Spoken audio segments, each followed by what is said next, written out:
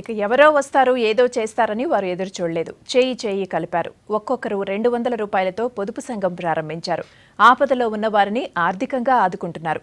పెట్టుబడులకు అప్పులిస్తూ తోటి రైతులకు సాయం చేస్తున్న వరంగల్ జిల్లా పర్వగిరి గ్రామంలోని హరిహర రైతు మిత్ర పొదుపు సంఘంపై హ్యావ్ ఎ లుక్.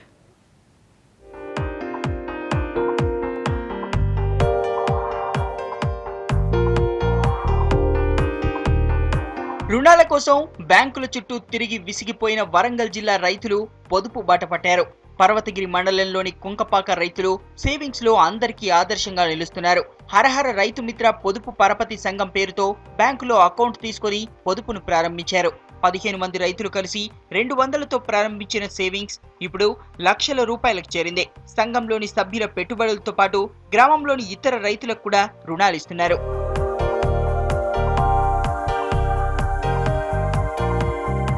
ఆర్థిక ఇబ్బందుల్లో ఉన్న రైతులకు పొదుపు సంఘాలు అండగా నిలుస్తున్నాయి. ప్రతి నెల చిన్న మొత్తాల పొదుపుతో అన్నదాతలను ఆర్థికంగా ఆదుకుంటున్నాయి. ప్రైవేటు వ్యాపారుల దగ్గర అధిక వడ్డీలు తీసుకుంటూ నష్టపోయిన రైతులకు తక్కువ వడ్డీతో స్వల్పకాలిక రుణాలు అందిస్తున్నాయి. ఒక 15 మంది కలిసి ఒక రైతు సంఘం సహకార సంఘం పెట్టుకుంటే బాగుంటుందని అనిపించినాక ఈ 15 మంది ఒక గ్రూప్ సభ్యులు కలిసి మేము హరిహర రైతు మిత్ర సంఘం పొదుపు సంఘాన్ని పెట్టుకోవాలనుకున్నాం. ఆ పేరు మీద పెట్టుకొని రిజిస్ట్రేషన్ ఇట్లా చేయించినాం. ఈ దీంట్లో వాటాదానం వచ్చేసి 15 మందికి ఒక్కొక్కరికి 200 రూపాయలు ప్రతి నెల వాటాదానం వేసుకొని ఇప్పుడు 3 సంవత్సరాలు అవుతుంది. ఆ 3 సంవత్సరాల వాటాదానంలో మాది 1,20,000 అమౌంట్ మొత్తం అయిపోయింది. పొదుపు సంఘంతో తమకు ఎంతో మేలు జరుగుతుందంటున్నారు రైతులు. అవసరానికి రుణాలు అందించడంతో ఆర్థిక ఇబ్బందులు తగ్గాయంటున్నారు. పొదుపు చేసుకున్న డబ్బులు పంటల పెట్టుబడుల కోసమే కాకుండా వ్యక్తిగత అవసరాలకు ఉపయోగపడుతున్నాయంటున్నారు. ప్రభుత్వం అనుమతిస్తే ధాన్యం కొనుగోలు చేస్తామంటున్నారు.